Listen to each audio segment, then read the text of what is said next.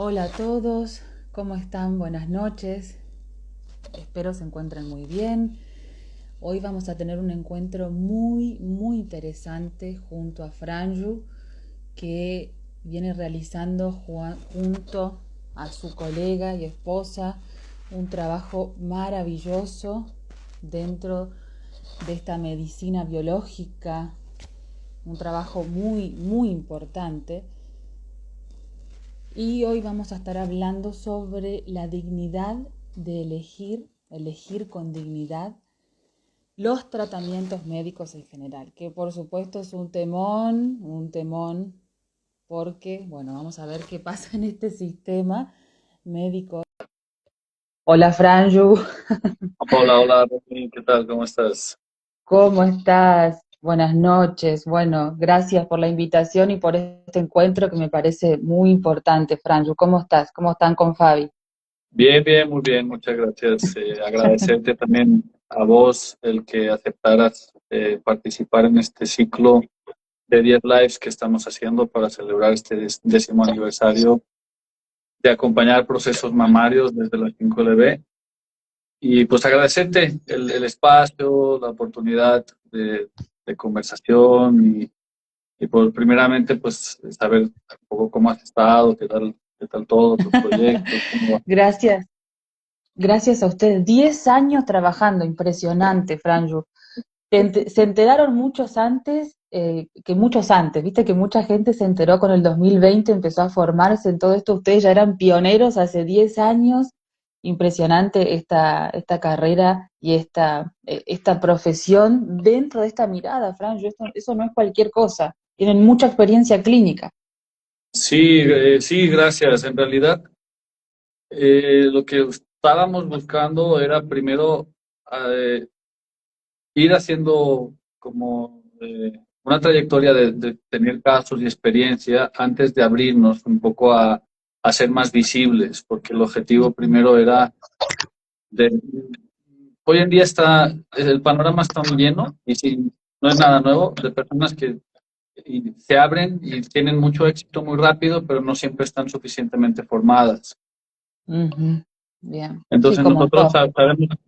sabíamos que era un tema delicado desde el principio. Las experiencias iniciales que tuvimos nos fueron como moldeando a ir entendiendo cómo esto se tenía que dar y a que el proyecto de acompañar casos así nos fue enseñando por cómo Ujú. era, ¿no? O cómo debería haber sido, ¿no? Entonces, en lugar tardamos un tiempo, las cosas las estábamos haciendo, la gente que nos llegaba era muy de boca en boca, por recomendaciones, y yo estuve como muy con el freno puesto, de no querer avanzar demasiado, Mm, porque no son fáciles, y también en muchas escuelas, o en varias escuelas te recomiendan siempre que casos graves no acumules muchos, porque también el terapeuta mm, paga un mm. costo de desgaste, de estrés, incluso de dolor. Sí. Duele, no es fácil acompañar casos complejos. Afortunadamente, cada vez nos llegan casos más tempranos. Y, y bueno, una de las necesidades, pensamos mucho en vos, porque Mm, estos 10 lives los hemos como buscado enfocar en temas necesarios que hemos descubierto, ¿no? bien. Y hemos buscado cómo seleccionar cada caso según la persona que consideremos que tenía más afinidad. Nosotros Ujú. también queremos como agradecer y honrar tu trayectoria. Bueno, ¿sabes qué pensaba, Franju? Gracias por el espacio, de verdad. Aparte coincidimos en tantas cosas con vos y con Fabi, de criterios, en muchas cosas, no solo criterios terapéuticos, sino que tenemos una visión de muchas cosas que suceden en el mundo hoy en día. Cuando me proponías este tema, yo pensaba, elegir con dignidad. Me acordaba de que cuando ya estudiaba en la universidad, así medio por la universidad, medio por arriba tocábamos estos temas. Por ejemplo, ¿no? A Foucault, clásico. Uno de los primeros que empezó a analizar y dijo, se dio cuenta, bueno, la medicina, la psiquiatría ni hablar, la psicología también, forman parte de estos saberes disciplinarios. Se dio cuenta. Dijo, bueno, primero algo pasó también acá con la medicina, que el médico perdió su lugar de médico, que la medicina se puso pata para arriba y que se metió en un sistema de control biopolítico en el cual el mismo médico también es parte de una jerarquía que termina siendo controlado biopolíticamente. La psiquiatría y la psicología ni hablar, es el mismo sistema. Tienen esta cosa de saber disciplinario, es decir, es una herramienta de control, es una herramienta de control social. Y decía Foucault, y esto lo estudiábamos, porque pasa que viste que hay toda una corriente del psicoanálisis que entra como en disonancia cognitiva, que cuando lee esto dice, claro, sí, las farmacéuticas, el sistema, pero después termina, hoy estamos con el Congreso en Córdoba, el Congreso Criminal de Infancias Trans. Entonces, claro, terminan después avalando que un niño se hormonice a los 10 años con bloqueadores hormonales. Entran ese tipo de disonancias cognitivas. En la universidad se producen ese tipo de baches cognitivos. Pero bueno, ya Foucault decía, este sistema médico que tenemos es un sistema médico donde el médico perdió el poder, donde el usuario del sistema de salud se convirtió en eso, en vez de un paciente, en un usuario de un sistema de salud, perdió rol activo, no se le explica nada, no se le dice nada, se lo toma como, se lo utiliza como un sujeto pasivo, como un niño, podríamos decir, pero como un objeto muchas veces. Lamentablemente es lo que uno ve, y también dentro del área de la psicología, la psiquiatría, ni hablar. Entonces, claro, yo pensaba, elegir con dignidad. Y bueno, después viste que hay otros filósofos que continuaron esta línea de Foucault. Eh, eh, por nombrar algunos, bueno, Thomas Sanz dentro de la psiquiatría, Ivan Illich dentro del siglo XX, que si bien fue anarquista, él tenía una visión muy acertada de este sistema médico, ¿no? La némesis médica es de... Exacto, ¿Cómo es exactamente, el título de... de Ivan Illich. Entonces, ¿se puede elegir con dignidad en este sistema médico, donde tenemos este tipo de cosas? Hoy te comentaba, Franju, tenemos un congreso, el segundo congreso en Argentina, de niñeces trans. Es una locura. Entonces, es un Sí, sistema que realmente es muy perverso, aparte de contradictorio, psicopático, es muy perverso porque se terminan legitimando las personas muchas veces con la mejor intención, con la mejor formación, incluso personas muy inteligentes caen en estas trampas psicopáticas.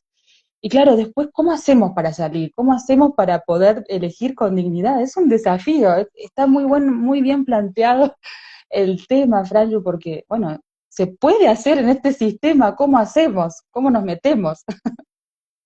y, y bueno, gracias por esta introducción y estos autores que sí, que son referentes en visibilizar que hay otros discursos y que hay Mm, otras maneras de defender el cuerpo, desde ideologías, desde maneras de entender la vida menos patológicas, menos agresivas, menos politizadas, ¿no? ujú, Entonces yo lo que ujú, quería mencionar de vos, que admiramos mucho tu trayectoria como de alzar esas voces, mm, de tener esta valentía de decir, no es fácil, yo creo que no es fácil ir a contracorriente y mm, tener discursos bien fundamentados, pero mm, no creo que implica tener que dar un paso al frente y una decisión personal importante de decir, porque hay que vencer y romper lo que la mayoría de personas abrazan, que es más seguro pertenecer al pensamiento dominante y mayoritario, porque también a nivel biológico tenemos programas que es únete a la manada, que la manada sobrevive, ¿no? Entonces, atreverse a abrazar discursos que no son el hegemónico, que no son el que está de moda, pues implica un posicionamiento personal y un atrevimiento que no todo el mundo tiene, y mm. nosotros valoramos mucho eso en vos. Bueno, Franju, hay un tema, viste que la clínica hoy, por lo menos de los psicólogos, de los médicos también, tienen este principio que rige toda la práctica, que es el principio de no contradecir, el principio de no incomodar. Es un principio social igual que tenemos todos en esta época, más allá de esta tendencia mamífera que es clarísima, ¿sí? De pertenecer, porque si no, antes era la muerte, ¿no? Y en otro contexto es la muerte.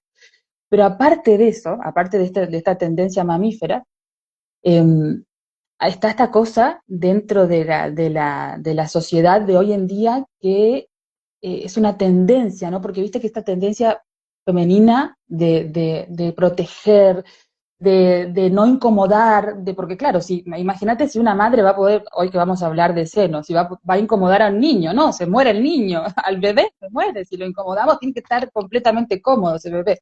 Entonces la mujer tiene esta tendencia, por lo general que es muy positiva, de siempre proteger al extremo, que eso se equilibra luego con esta tendencia y esta organización biopsicológica masculina. Siempre fue así, hubo un equilibrio. Lo que pasa es que hoy, por la ingeniería social que tenemos, esta tendencia, y por las condiciones, me avisan si se corta o algo porque está medio loco acá el teléfono. Entonces, esta tendencia que tenemos hoy es como que prioriza más por la ingeniería social y por las condiciones tecnológicas virtuales que sí o sí frenan muchos procesos biológicos masculinos de acción, por ejemplo, de resolución y de marcaje territorial. Entonces, claro, prima más este aspecto femenino, y en la clínica se ve mucho esta cosa de no incomodar, de la aceptación constante. Entonces, en la clínica lo que vemos es que se ha vuelto una regla, no contradecir a la persona, aunque tenga su vida construida en base a disonancias cognitivas. No lo puedes contradecir porque estás entrando en un discurso de odio. Y bueno, yo en estos últimos años, a ver, desde siempre tuve esta tendencia, después yo descubrí que soy zurda con este conocimiento, y ahí entendí algunas características también, pero siempre tuve esta cosa de familiar, social, y en mi carrera todo, de ver esa cosa diferente.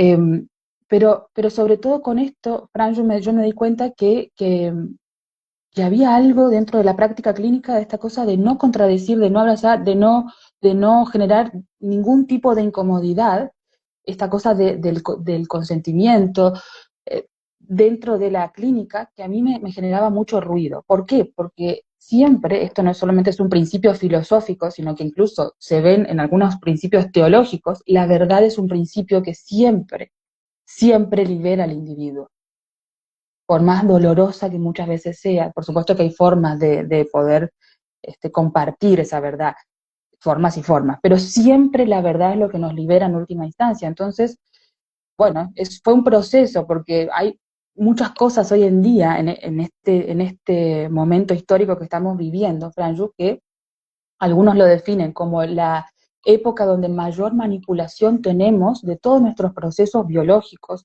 de todos nuestros procesos psicológicos, de este control que mismo Foucault empezó a limitadamente definir, esto del control biopolítico. Hoy en día esto con la tecnología ha llegado a escalas inimaginables muchas veces. Entonces, bueno, es un trabajo minucioso de ir pescando por dónde va esto, y por eso me encantó el tema, porque la dignidad humana, ¿no? ¿Por dónde va la dignidad humana? La dignidad está ligado con el respeto. Como personas que acudimos a un profesional y a un sistema médico con dolor, en este caso, por ejemplo, con pacientes que tienen situaciones en su seno, mujeres, ¿qué involucra realmente la dignidad de esta persona? Y el respeto.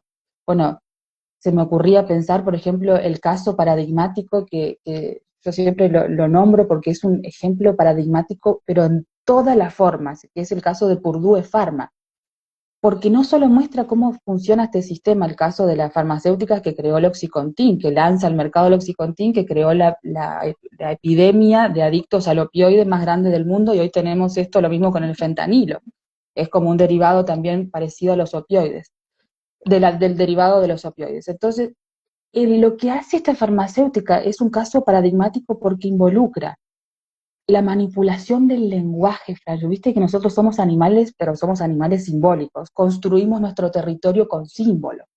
Entonces, claro, cuando uno pone mano ahí en alterar el lenguaje, en manipular ese lenguaje, y bueno, ya estás manipulando la construcción territorial de una población colectivamente, individualmente. Entonces, ellos se pusieron a hacer eso, ese trabajo de ingeniería. Se dieron cuenta que en orden de vender más, tenían que sí o sí manipular el lenguaje médico.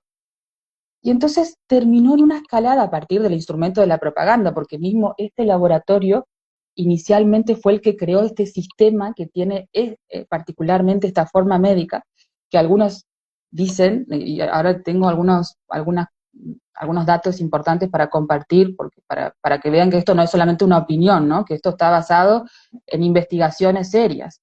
Pero básicamente hay gente que analiza y compara este tipo de sistema con el mismo sistema de la mafia, pero porque es el mismo sistema de coimas. Entonces, claro, es lo mismo, funciona igual. Bueno, este laboratorio fue uno de los pioneros en este sistema. Entonces, manipularon el lenguaje médico, manipularon la forma en la que se distribuía ese lenguaje médico, la forma en la que se educaba a una parte del engranaje del sistema que son los médicos, y luego terminaban los usuarios. También, bueno, tuvieron denuncias porque cómo se presentaba esto al usuario, ¿no? Porque se hacía propaganda abierta en la televisión. Fue una locura lo que se vivió con el tema del Oxycontin. Pero es el ejemplo paradigmático. Vos sabés que, por ejemplo, con esto de los bloqueadores hormonales para niños, que es una aberración total, como alguien puede pensar que esto es un tratamiento, entre comillas, médicos, es lo mismo. O sea, uno puede analizar esto no como un hecho fortuito, un hecho individual, sino como un ejemplo paradigmático de este sistema. Es un sistema que no está hecho en última instancia, diría Peter Gosche, otro investigador que ha dedicado muchos años de su vida a este tema, no está diseñado para sanar, sino para mantener enfermos crónicos, dependientes, o sea, dependientes, no se pierde la autonomía. Entonces, claro, es muy importante el tema que vos planteabas, Franjo, de la dignidad humana. Sí, sí, gracias por ofrecer estos ejemplos paradigmáticos, Romina. Y lo que quería comentarte un poco es a raíz de qué surgió la idea del título. Eh, Fíjate que hice el comparativo con... Yo tuve mucha actividad en el 2020 cuando Mm. sentí el llamado de los que somos herederos del legado del doctor Hammer y lo hemos mantenido y hemos aprendido desde una línea como que conserva más la precisión, entendimos la jugada, vimos, muchos nos sabíamos conocedores de la cuarta ley biológica, de que de que todo el mundo microbiano, y entendiendo que los virus no forman parte del mundo micro, porque no, sí son micros, pero no bio, porque no tienen, no son formas de Mm. vida, pero sí están a una escala diminuta, por decirlo así. Los jamerianos que conocíamos esto y estábamos bien posicionados, iniciamos algunos una serie de lives, de expandir la visión y la lectura y el... Sí, como la lectura del panorama político mundial o de cada Ujú. país o en general, de pues, desmontar el discurso, ¿no? Convencional. No porque hay que desmontar cosas, sino porque desde nuestra lógica no tenía la Ujú. interpretación hameriana da otro sentido a todo el panorama, lo estoy explicando muy a grosso modo, y salieron Ujú. iniciativas tanto de hamerianos como de no, perdón, como de no hamerianos, de defender esa dignidad de, de las medidas coercitivas, de cambios de ley que hacían que ahora un Estado, estuviera en estado de alarma y en estado de alarma las leyes van de otra manera y ahí se cuartan las libertades y todo eso hizo que aflorara en algunos, en mí, fue mi caso, y hice muchos lives en muy poco tiempo y entré también en modo zurdo de vamos a decir lo que, vamos a entrar en mito a decir lo que se tiene que decir y nadie dice, ¿no? Entonces, siguiendo eso, lo que me fui dando cuenta era estos días pasados, dije, a ver, ok, 10 años, vamos a atrevernos a salir allá afuera y decir que hacemos esto, ¿no? Porque Mm. es necesario y ahora estamos más preparados que el segundo año, el tercer año, el cuarto, ya Por estamos un supuesto. poco más preparados, más entrenados, hemos atendido más casos, tenemos expedientes, seguimos leyendo y releyendo la obra de Hammer ¿Y qué me surgió a mí, Romina? Me surgió, dije, a ver, ok, en tiempos de confinamiento y del bicho, ¿no? Sí. Eh, La del bicho pandemia. ficticio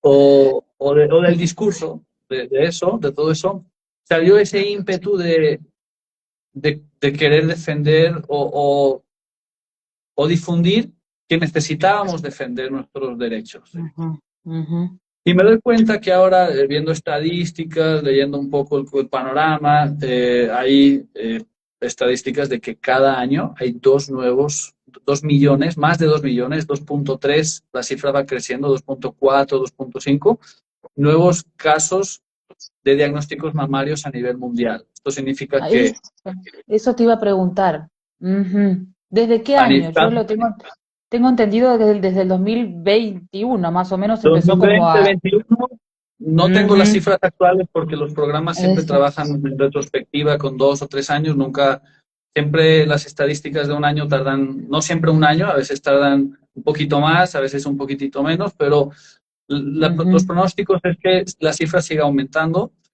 ¿Y qué ocurre? O sea, cada año a nivel mundial hay como un poquito más de 2 millones que se suman a los 2 millones, de los 2 millones de cada año hay 2 Anteriores. millones nuevos, ¿no? Entonces, ¿qué me tocó, qué nos tocó a nosotros a nivel clínico? Nosotros desde nuestro modelo, desde el modelo hameriano, entendemos que la cirugía sí puede ser un tratamiento necesario y recomendable, pero que los otros dos, la Q terapia y la R terapia, Bien, excelente. Así, lo así estamos sobrevive ese diciendo, video. lo estamos diciendo así para que no haya... ¿Qué ocurre con estas? Que desde el modelo hameriano no tienen una lógica biológica, no tienen un sentido biológico, porque son estrategias de intervención basadas en la visión belicista de hacerle la guerra al cuerpo, de hacerle la guerra a la célula y de entender que la célula se ha vuelto loca y que hay que matarla. Y a veces pasa, no todas las veces, que si haces algo a nivel micro, no es tan inesperado que a nivel macro ocurra lo mismo que estás haciendo a nivel micro, ¿no? Entonces, desde las lógicas que emergen de estudiar el modelo hameriano bien estudiado, ¿qué ocurre? Que en tiempos de confinamientos y todo, los que tenían un hammer muy light y con errores, se creían el discurso oficial, eran los primeros Ah, en poner el brazo, en dejarse llevar por el miedo, eran también defensores de todo el discurso de que cubrebocas sí, de todo eso, ¿no? Entonces, ¿qué ocurre? Que quienes no están posicionados, quienes no comprenden el modelo como con más detalle, pues se dejan llevar más fácilmente por el discurso convencional. Entonces, en este sentido, te escucho. no, no, pero Fran, yo quiero hacer como abogado del diablo, porque hay alguien seguramente que está escuchando que no conoce nada de lo que estamos diciendo y después se va a ir a googlear y va a decir estos locos, conspiranoicos, cualquier, porque es lo primero que va a pasar, que es lo que yo hice obviamente cuando recién que salí corriendo.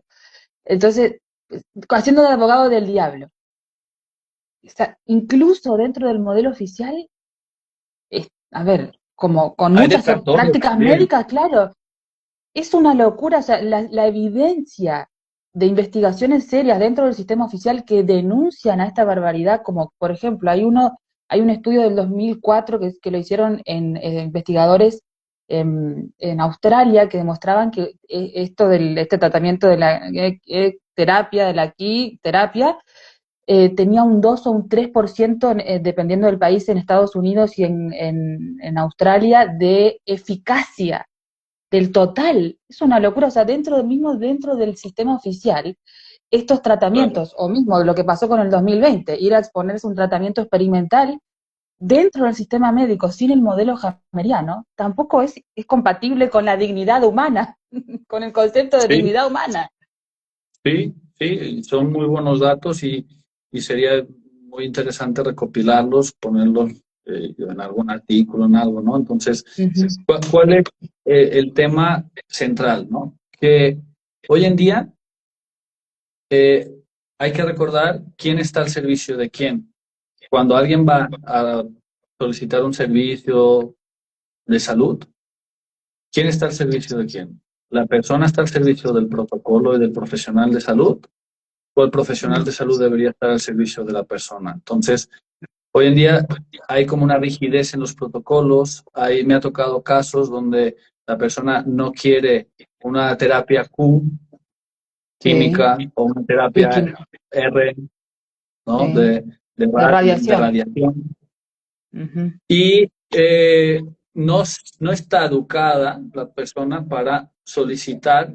A veces sí se requiere cirugía y a veces te quieren como vender el pack completo, ¿no? Y es como no dejan que la persona tome sus propias decisiones, a veces coaccionan, a veces maltratan. Yo he recibido mujeres que han sido maltratadas, que me dicen que solo quieren la cirugía, que a veces es necesaria, y que Ujú. si se niegan o se oponen o solo quieren la cirugía sin lo otro, que a veces le dicen, o sea, una muy reciente me dijo que el oncólogo la miró así súper mal, se rió de ella, le dice, ay, no sabía que tú eras de estas, me hubieras empezado a decir pues, o sea, como que toman una Ujú. posición, no todos, o sea, no quiero generalizar, a lo mejor hay Sí, profesionales oncólogos que son más sensibles y que no, pero están en una posición, algunos, más de los que debería, en la que se minimiza la voluntad, la decisión, no hay, hay como una estructura, una jerarquía que se utiliza, se podría decir con violencia, porque es un tipo de violencia de poder exacto. y de degradar una relación que debería ser saludable y debería ser transparente. Entonces, lo que me di cuenta es, ok, cuando a nivel histórico, hace un par de años, hubo y se unieron voces y hubo abogados y hubo movimientos para defender los derechos de todos, porque todos estábamos ahí en esa posición, se hicieron Ujú. medidas y se tomaron, y hubo activismo y demás. ¿Y qué ocurre? Dije, ok, pero ahora cada año son 2 millones a nivel mundial, a nivel Latinoamérica y España, pues no tengo ahora los datos, pero esto está muy invisibilizado, porque la mujer lo vive de manera individual, no hay un gran colectivo, no hay un momento histórico en que todas estas voces estén juntas diciendo hay que hacer algo, y, y me surge como que la gran pregunta, ¿no? De decir, vos, Romina, eh, ¿qué ideas, qué estrategias, qué crees que se podría hacer para visibilizar que las mujeres deberían poder pedir, solicitar un tratamiento sin que se les coaccione, sin que se las eh, insulte, demerite o sin que, Mm, o sin que sientan que están haciendo algo malo por solo querer una parte? Y una mm, metáfora que a veces he utilizado es, no sé, como si te vas al mercado, es una muy, muy sencilla, que es, te vas al mercado y quieres comprar 1 kilo de patatas y el vendedor te dice, solo te vendo las patatas y te llevas 7 kilos de cebolla, porque mm. y se sabe también que hay beneficios a veces Ujú. por prescribir tratamientos, ¿no? Y una cirugía es una cirugía, pero los tratamientos Q y T y R, perdón, eh, Ujú. pues son un... Hay algo interesante que se me ocurre ahora, Franjo, plantear como punto, ¿no? El psicópata, la psicología del psicópata, esto es muy interesante porque hay autores que lo estudian a esto, siempre quiere el consentimiento de la víctima, ¿no? Aunque sea parcial, inducido y producto del trauma, no importa, pero quiere el consentimiento de la víctima. Es más, necesita el consentimiento de la víctima. Este sistema así planteado como está, ya solo con el análisis del favorito de la universidad pública y privada, que es Foucault, que te decía, che, el sistema médico está corrompido, esto ya no es como antes. Antes se venía al médico y se ponía en los pies de la cama del paciente y le preguntaba, primero, ¿qué le pasa y por qué le pasa eso? Esta era la práctica médica ancestral. El médico tenía una figura central de poder en la vida de ese individuo, pero porque primero se lo cedía al paciente, decía Foucault. Hoy en día lo perdió. ¿Ante qué? Ante un sistema que tiene rasgos psicopáticos. ¿Por qué rasgos psicopáticos? Porque primero manipula la información. Muchas veces este sistema también está hecho, este nuevo, que es, recordemos que nace con el informe Flexner en 1910. Es muy bebé en nuestra historia como especie. Es muy nuevito, entonces esto no es de toda la vida. Este sistema tiene cosas y rasgos medio psicopáticos. Por ejemplo, tiene esta cosa de aislar al paciente muchas veces. Mm. ¿No? No escuches campanas distintas porque te pueden confundir, no, todo lo que va por fuera del sistema oficial es desinformación, ¿no? Solo el discurso oficial hegemónico del sistema que quiere proteger sus intereses es el que es válido. Dentro, cuando el usuario entra al sistema de salud, se lo tiende a aislar, otra característica de la dominación y de la destrucción psíquica a partir de la dominación psicopática, que fue lo que pasó en el 2020. La persona, al estar aislada, se empieza a debilitar biológica y psíquicamente. Bueno, después empieza todo el discurso fragmentado y contradictorio. Y por supuesto, esto que es supuestamente el consentimiento informado, que luego el paciente termina firmando algo que en realidad no entiende, porque estuvo confundido, aislado y desde el inicio se lo trató como un objeto que no tiene posibilidad alguna de preguntar, cuestionar, no, ni siquiera se lo plantea como una posibilidad a la persona. Y esto, al menos yo, Franjo, lo he vivido en mi propia vida. Uno entra con esta cabeza al sistema médico, ¿no? Sin una mirada distinta. Entra como un bebé, un niñito que va a seguir al papá, a ver qué es lo que dice. Sometimiento, Ahí sí, entra confía. con Exacto, sometimiento, ¿no? exactamente. Entonces, Una sumisión. exacto. Entonces, sí o sí implica, en primera instancia, practicar algo que es necesario para poder llegar a salirse de esa posición, de ese encantamiento, producto de no solo de este sistema médico, porque en realidad socialmente estamos muy fragmentados, por eso hay un proceso de ingeniería social, hay un autor que le dice menticidio. Desde hace un siglo y medio, todas las estructuras sociales están ahí operando psicopáticamente como se hacía durante la guerra de Corea con los prisioneros de guerra para romperles la mente. Bueno, estamos teniendo el mismo sistema pero social. O sea, esto es deliberado. Entonces, no es solo el sistema médico, hay algo más. Entonces, para salirnos de ese hechizo, sí o sí necesitamos algo que hoy en día es muy difícil, pero que lo necesitamos porque es humano, que es el silencio. El silencio vendría a ser como la fase vagotónica, es como la reparación después de un estado de simpaticotonía, de un estado de actividad simpática. Es decir, nuestro sistema simpático está en modo lucha primero, está en modo lucha-huida, y después necesitamos reparar. Hoy en día, todo el sistema cultural, social, digital, académico, familiar, desde todos los puntos de vista está hecho para que nunca reparemos nada. Fíjate, todos los tratamientos químicos, todo socialmente, ¿no? Eh, Esto, Oxycontin, no, dolor no lo tengas. En tus relaciones no tengas tolerancia a la frustración, cero.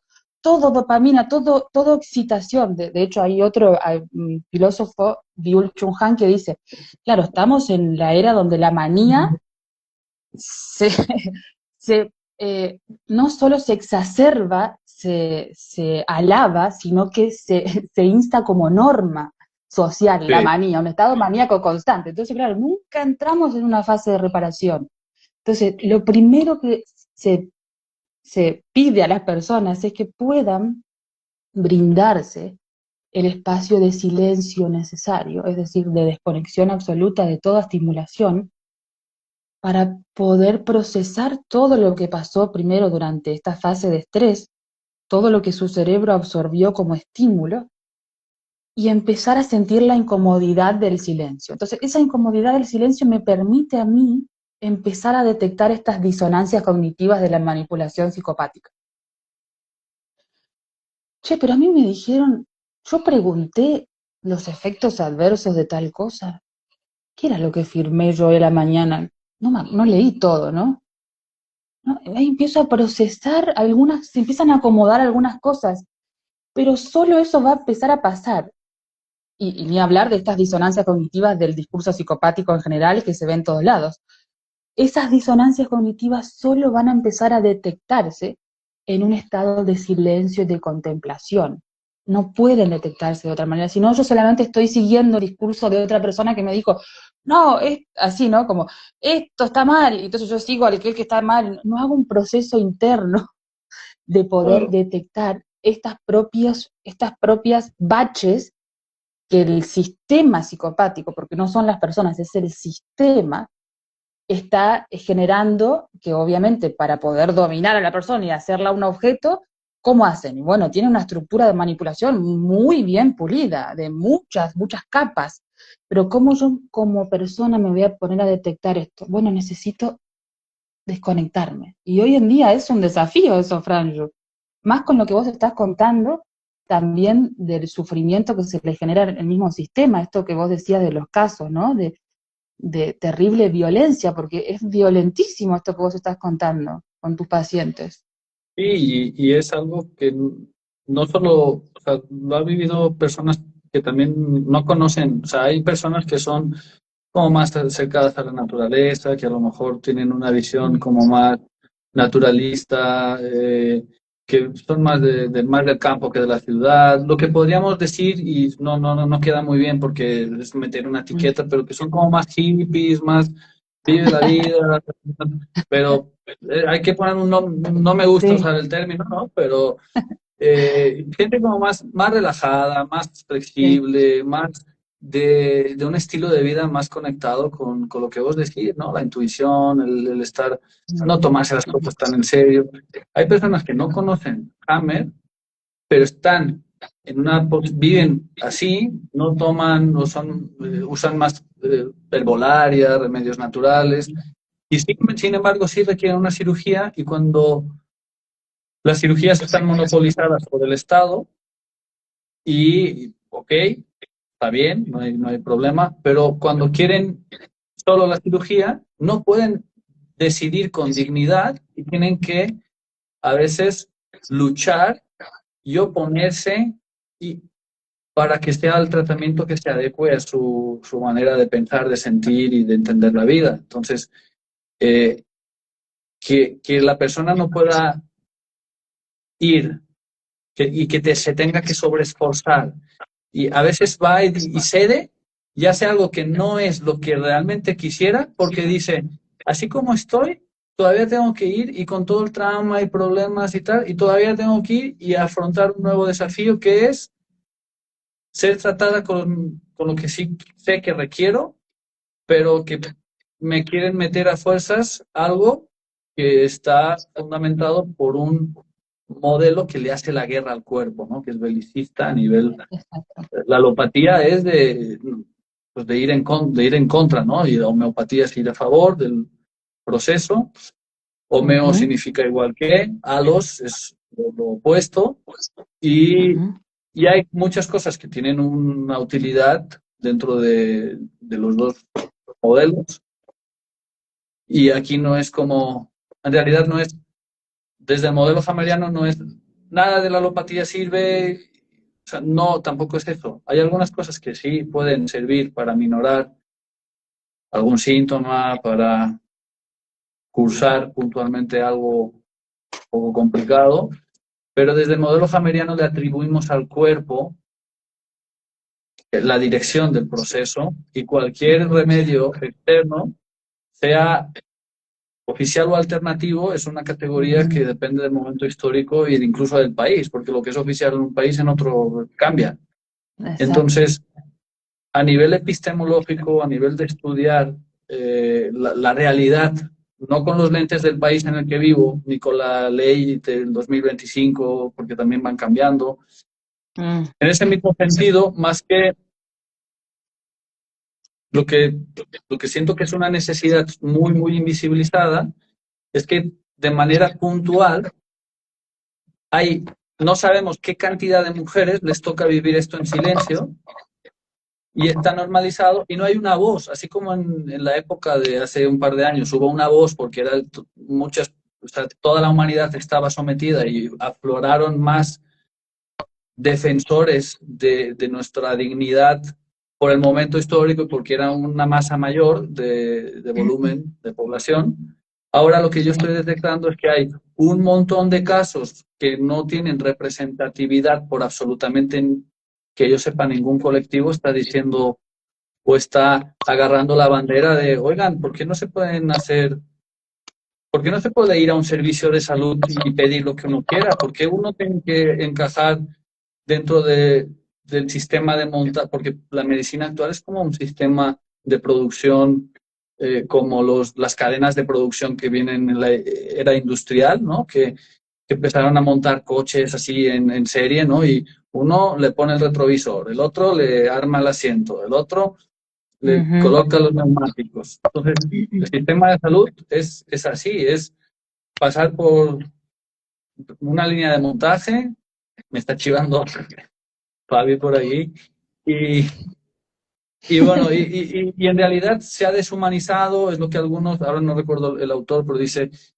alguno de que forman parte como de de los autores que vos Lo, citas a menudo, dicen que ya no se ve, es una medicina la actual que ya no ve mm, la persona, ve a la enfermedad y no la persona, se ha deshumanizado.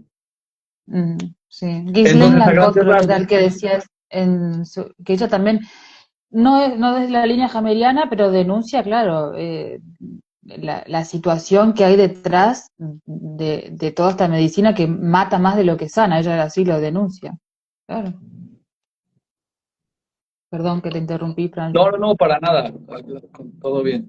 Entonces, lo que pensé en vos, pensamos en vos en ese sentido de que vos eres activista, el discurso que tienes siempre en tu canal siempre es de defender las minorías invisibilizadas, los derechos Mm, que mm, deberían ser defendidos porque entendidos desde una biología hameriana que nos permite entender la vida y poder detectar ideologías que están prefabricadas. Esto mm, otro ya está muy, muy asentado, no tiene necesidad de generar ningún discurso porque ya está establecido.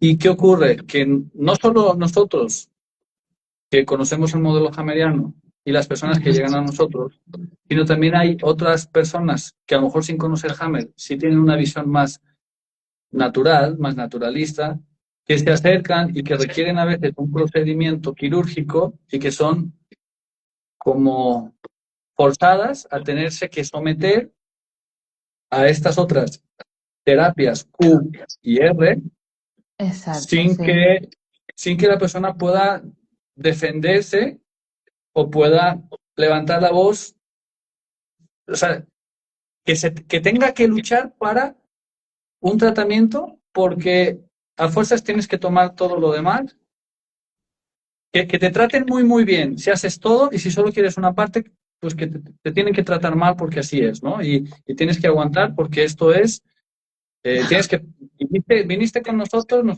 sabemos mucho y está bien, ¿ok? Pero no te vamos a dejar elegir. Y si tienes que elegir, nos vamos a burlar de ti y vamos a decir que corres más riesgo y te vamos a querer asustar o todo eso. ¿Cómo podemos visibilizarlo? ¿Cómo podemos decir, hola mundo? Yo, Fran, yo no lo he vivido en carne propia, pero me han llegado más casos de los que quisiera. A veces ese es un poco el motivo del live, Claro, decir, de la, oigan, sí, esto está sí. invisibilizado y lo viven demasiadas personas, pero como están aisladas y no están comunicadas entre sí, no existe esto. Como, Y, claro. Y no tienen el sentido, y se sienten más aisladas porque piensan que solo les pasa a ellas. ¿Sabes qué? Pensaba mientras vos hablabas recién, Franju, es el sistema psicopático. Funciona, o sea, no hay una sola cosa que no tenga el sistema este que no sea psicopático. ¿Por qué? Hay una cosa que hace la manipulación psicopática que es invertir la carga de responsabilidad. Es decir, el psicópata, aparte de hacer de una persona o de muchas personas sus víctimas, lo que le encanta ser el psicópata, es que hacer que la víctima se sienta culpable por la propia agresión del psicópata. Es una doble trampa, o sea, es una cosa muy perversa. Esto no solo lo hacen, yo creo, para ser justos, Franju, no solo lo hace el sistema como en la parte profesional para con los usuarios, que ahí está esto que vos contabas, esta barbaridad de, primero, ellos no ofrecen una responsabilidad real de lo que están haciendo porque no hacen consentimiento informado real, real, sino que está a través de esta manipulación. Hay una información sesgada y está esta cosa de la inversión de la carga de responsabilidad. O sea, aparte de que yo te estoy haciendo cosas que mismo, denunciado por Ghislaine Lancot, Peter Gotche, desde Foucault, todo esto está denunciado como una mafia. Entonces, te estoy haciendo daño muchas veces sin saberlo, pero te estoy haciendo daño igual. Y encima, invierto la carga de responsabilidad para que si te pasa algo luego y si el tratamiento no funciona o el tratamiento te hace más daño con el que llegaste inicialmente, yo lo que voy a hacer es, voy a invertir la carga de responsabilidad y te voy a hacer sentir culpable a vos. Algo no habrás hecho. Tal vez no hiciste la dieta común cetogénica, tal vez no hiciste ¿no?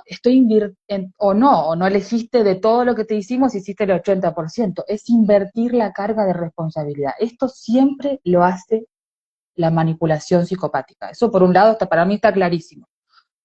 Pero también en la parte profesional entra dentro de esto. Porque esta serie, hay una serie que se llama, cuenta el caso, que esto yo no la conocía, la vi hace poquito, que está espectacular la serie, se llama del caso de Oxycontin, ay, se me fue el nombre, no importa, ahora lo vamos a poner en comentarios, igual que los estudios que nombramos, que es importante para que quede el registro. Esta serie lo que mostraba, del caso de Purdue Pharma, mostraba que no solo los usuarios eran engañados, sino que también la parte profesional era engañada y estaba inmersa dentro de esta manipulación psicopática. Por ejemplo, presiones por parte de los colegios médicos, presiones por parte de las organizaciones que regulan la actividad profesional, lobby político de las farmacéuticas, presiones políticas, presiones de las estructuras políticas que trabajan en conexión con estos grandes intereses económicos para presionar a los profesionales, para que en el caso de que no se abstengan a indicar el tratamiento oficial, tengan graves consecuencias en su práctica profesional, pierdan la matrícula, se les haga denuncias por mala praxis. De vuelta la inversión de la carga de responsabilidad. Una persona que quiere intentar hacer las cosas correctas, o al menos preguntarse, decir, che, ¿qué está pasando acá? Vamos a ir despacio, vamos a investigar un poco, analicemos opciones. Un profesional o un usuario, a esa persona se le invierte la carga de responsabilidad y todo el sistema recae sobre esa persona. Entonces, por eso yo te digo, Franjo, que para mí no cabe duda que el sistema está armado de una forma psicopática y que se conoce, porque vos imaginate que las técnicas de manipulación y de control social, desde el siglo XX, de la mano de todos los psicólogos y los psiquiatras, que perfeccionaron esas técnicas, que estudiaron a la gente que volvía de la guerra y dicen, a ver, ¿cómo se rompe una persona? ¿Cómo se hace que esta persona sea la víctima perfecta de una manipulación, de un proceso de manipulación? Bueno, vamos a estudiarlo y lo vamos a implementar en poblaciones. Esto lo dijo John Rollin Rees, el primer psiquiatra, director de la clínica Tavistock en Gran Bretaña. Entonces, por supuesto que este es un sistema, no tiene que ver con personas, es un sistema que recurre de principios psicológicos que están muy bien estudiados y que funcionan a la perfección para hacer de una persona una víctima de ese mismo sistema. Por eso es que la persona, bueno, primero, por eso su trabajo es fundamental, sentirse que forma parte de un grupo, para poder, bueno, decir, yo no estoy sola, cuestionando, ¿no? Como David contra Goliat, que sí, que es una historia bíblica, pero que por lo general es muy difícil hacerle frente solo a una causa, a un gigante tan grande. Digamos que a veces es una tarea casi imposible. Entonces, si somos muchos y nos unimos, o al menos somos poquitos, pero estamos unidos, podemos decir, bueno, yo tengo esta herramienta, esta persona me acompaña, tengo un médico que tiene una visión alternativa, hay un psicólogo que tiene también una visión alternativa, un psiquiatra que se cuestiona las cosas, y ahí entonces vamos armando una red que nos permite tener un sistema biosocial de sostén para poder empezar así de a poquito a elegir tratamientos con real dignidad humana.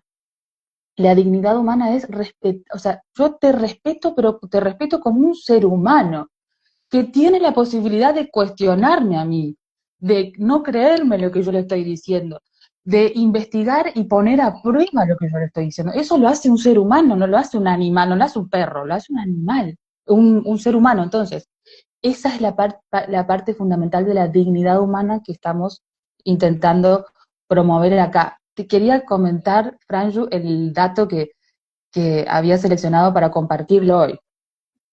Sí. Hay una propuesta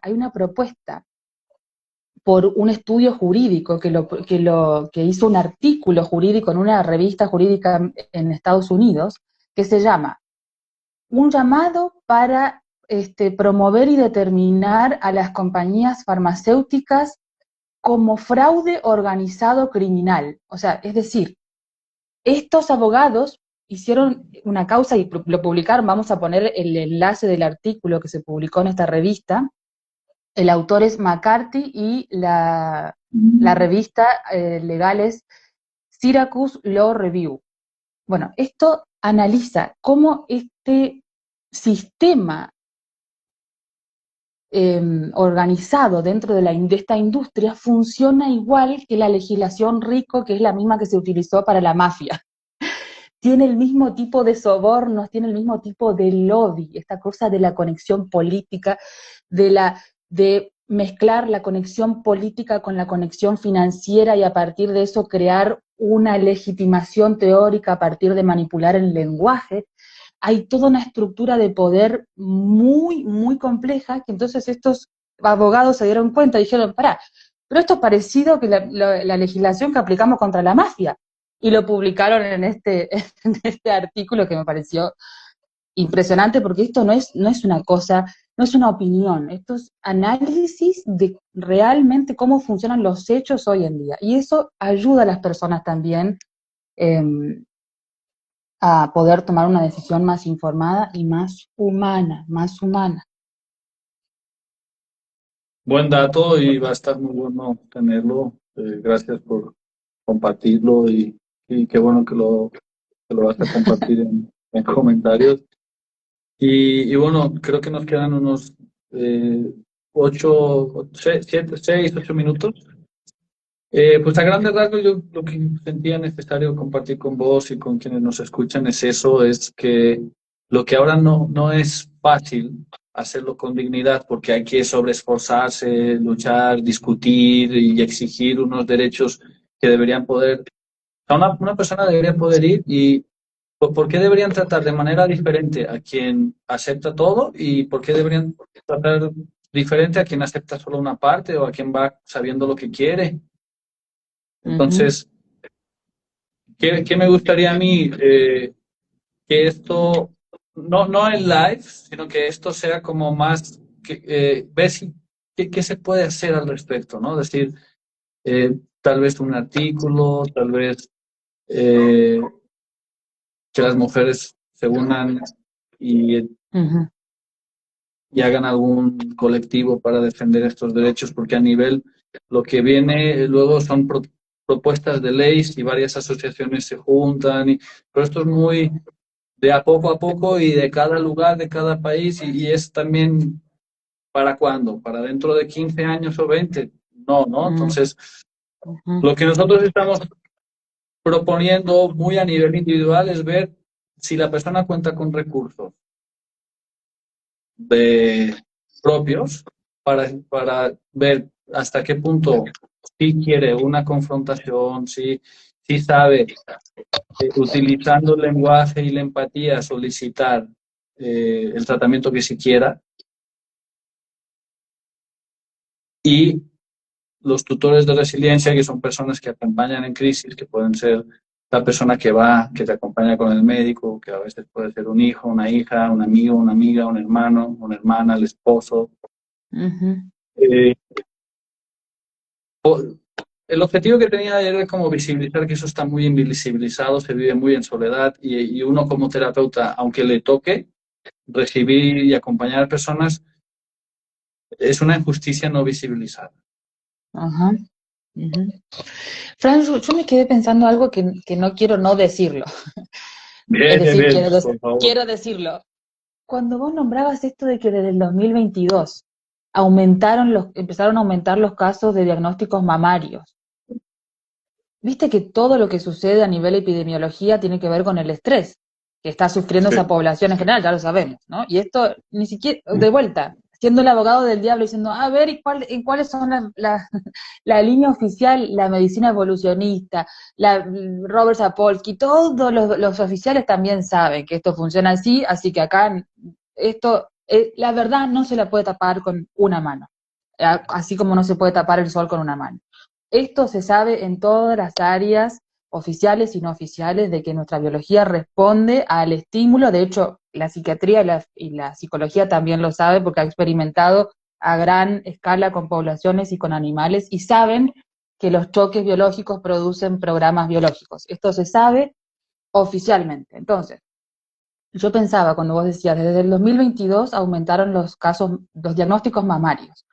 Es decir, algo pasó desde el 2020 que tenemos esto, ¿no? Como aumento exponencial. Es decir, la epidemiología nos está mostrando el sufrimiento biológico de estas mujeres a partir de la ingeniería social enloquecedora del 2020, ¿o no?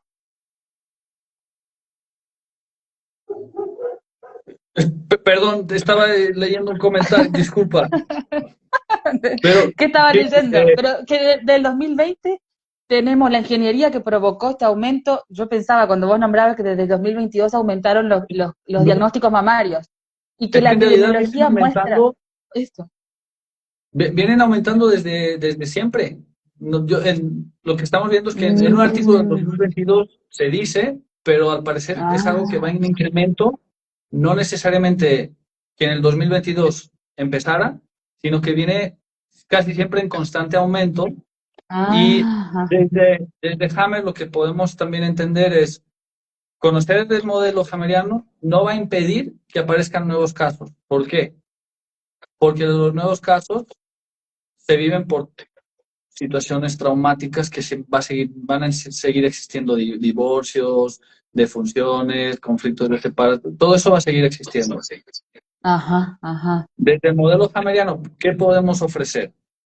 Que la persona tome sus propias decisiones y que tal vez pueda tomar decisiones antes de que el conflicto siga y aprender a Mm, gestionar el conflicto es aprender a que los tejidos también no acumulen tanta masa, ¿no? Y casi todos los remedios, oficiales o no oficiales, más naturistas o más químicos o como sean, todos los tratamientos siempre ponen levantan un altar, le dan un lugar muy especial al tratamiento y ninguno a la capacidad que tiene el organismo que descubre Hammer, que Hammer descubre que el cerebro y los órganos y el sistema nervioso controlan y dirigen la fase de estrés, la fase restaurativa y luego puede quedar un ujú, tejido cicatricial ujú, consolidado. ujú. Entonces, casi todos los modelos atribuyen la curación o el bienestar a un tratamiento, sea A, B, C o D, oficial o no alternativo, o sea, eh, hay muchísimos, ¿no? De muchas maneras. Sí. Y todos coinciden, exceptuando el modelo hammeriano, todos coinciden en excluir al cuerpo, porque el tratamiento es lo más importante, no es el cuerpo. Ujú, Y ujú, desde nuestra experiencia lo que hemos visto es, a veces hay casos donde sí se requiere hacer algo, este algo puntual ayuda a salir de una situación problemática, pero si no se voltea a ver los traumas de nido, de preocupación, de separación, cualquier otro remedio es como un parche temporal que te puede ayudar puntualmente a cambiar un estado o a disminuir, pero todos obvian que el organismo se autorregula y que donde hay más oportunidad de mejora es donde ningún tratamiento está apuntando, que es a la autogestión del conflicto. Ningún otro tratamiento ningún modelo más que el hameriano te enseña a voltear a ver qué es lo que activa al conducto y qué es lo que lo desactiva, qué es lo que activa la glándula y qué es lo que la desactiva, qué es lo que activa el ganglio y qué es lo que lo desactiva.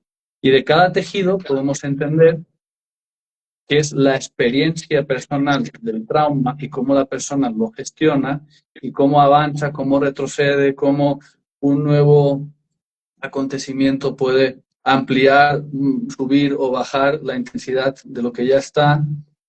Y todos los demás es el tratamiento sin el cuerpo, porque pues quien es experto en un tratamiento es experto en ese tratamiento y normalmente no va a atribuirle al cuerpo el éxito, se lo atribuye al tratamiento del que es experto. Exactamente, exactamente. Yo pensaba, Franju, dos cosas para cerrar, me gustaría decir. Sí. Esto que vos te nombrabas es muy importante porque sí, evidentemente es el único modelo que con precisión ayuda para poder desactivar programas. Dentro de la oficialidad, en el siglo pasado, Iván Pavlov, financiado por el gobierno británico en Rusia, el psicólogo conductista famoso que todos los estudian todos los psicólogos lo estudiamos en la carrera, pero nadie lee, o sea, yo por lo menos, y creo que después hice la investigación y no se estudia esto, bueno, Iván Pavlov se dio cuenta que los animales, los perritos, pobres perritos, hacían determinados tumores con determinados choques provocados en laboratorio. O sea, estos psicópatas ya saben muy bien cómo manipular los procesos biológicos de las poblaciones y de los individuos. Por eso yo me quedaba pensando, ¿por qué está bien? Sí, siempre es lógica la respuesta, pero a veces el ambiente está ingenierizado. Y si el psicópata sabe qué botones apretar y qué soluciones vender, que en realidad no son soluciones, sino que crean problemas, ese es el efecto, el problema-solución del psicópata, ¿no? Que crea un problema para después ofrecer una solución. O sea, es un sistema, y esto de vuelta, si uno va a los registros, uno puede ver. Y después, para cerrar, me quedé pensando que también podríamos poner la carta de Mark Fletcher, que leyó en un tribunal francés, ¿no? Si mal no recuerdo, en un tribunal francés de defensa del doctor Hammer, este oncólogo que trabajó con él, donde él decía, ¿no? De estos dos grupos control que tenía, de que él iba acompañando a pacientes oncológicos. El primer grupo control, que era el grupo A, con más o menos 300 pacientes, el segundo grupo control, grupo B, con más o menos 200 y algo, ¿no? Tenía una tasa de recuperación casi del doble cuando no, o sea, de supervivencia, cuando no tenían tratamientos químicos oficiales del sistema, pero sí acompañamiento, ahí entra el trabajo que hacen ustedes, pero sí acompañamiento de parte del profesional que le indicaba por qué le estaba pasando lo que le pasaba y cómo seguir adelante, sin intervención exógena.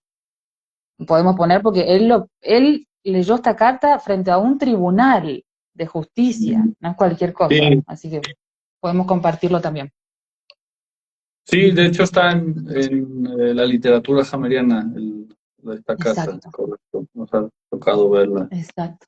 Y yo creo que tenía otra cosa, a ver si sale y si no, antes de cerrar. Pues en general agradecerte el espacio y tu labor de ser también una voz de todos estos temas, tu labor de investigar y de presentar datos que no son tan evidentes, pero que en fuentes de literatura, pues hay esas conexiones que no siempre son visibles y que a veces están bajo el agua y que hay que investigarle, juntar y conectar cabos, ¿no?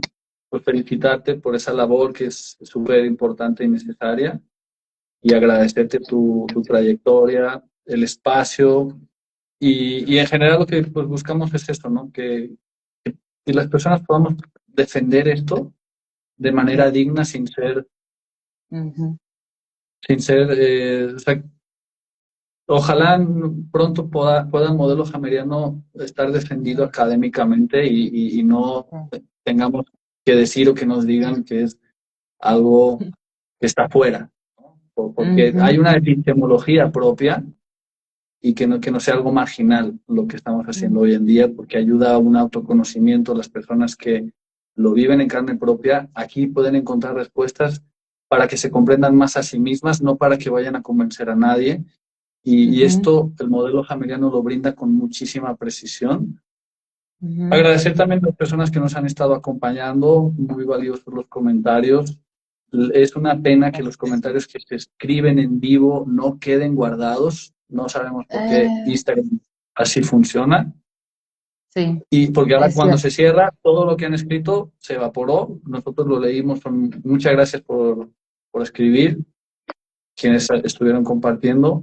Y si alguien que ha escrito quiere volver a escribir algo para que se vea ya en más, Eso. posteriormente, les vamos a agradecer y es más fácil interactuar con ustedes ya posteriormente que durante este momento de este encuentro en directo. Muchas gracias por acompañarnos, gracias Romina.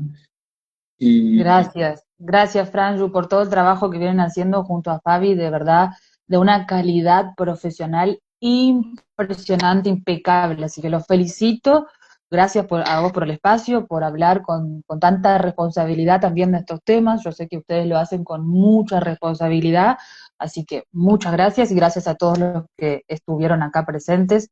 Difúndanlos, difundan este contenido porque de esa manera nos ayudan. Así que gracias. Nos vemos en el fuerte abrazo. seminario, sí, todos al seminario, todos al seminario. Eso, una cosa, el Sí, seminario del 28.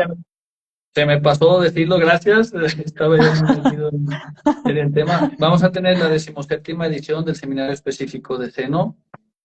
Y es un seminario que se ha impartido durante 10 años. Esta es la 17ª edición. Han sido 8 ediciones presenciales en México, 4 presenciales en España, 4 en línea. Esta va a ser la 5ª en línea. Y pues ayuda a entender los procesos mamarios para que tanto las mujeres que saben que el conocimiento, la manera la mejor de prevenir, más que de prevenir, de tomar mejores decisiones es estar bien informada, ¿no? Entonces, como dentro de la cultura esta de prevención, que no todo es prevención, esto no es tampoco prevención porque no nos previene de vivir conflictos o traumas, pero nos previene de poder tomar mejores decisiones, de eso sí. Que a veces, pero que a veces te van a ahorrar unos síntomas, ¿no, Franjo? Si tomas mejores decisiones, sí. Entonces está pensado para las personas que ya están viviendo, cursando algún proceso, amistades, familiares, lo que se le llama tutores de resiliencia, las personas que acompañan en la adversidad y en las crisis. Y para profesionales de salud, que aparte de trabajar con el modelo que sea que trabajen, puedan descubrir que aquí se puede llegar de manera más profunda a lo que internamente vive la persona, ¿no? El conflicto, el trauma que se vive en soledad, aunque a veces, aunque se comparta internamente, pues también. Y el modelo hameriano nos ayuda a entrar dentro del alma de la persona y entenderla.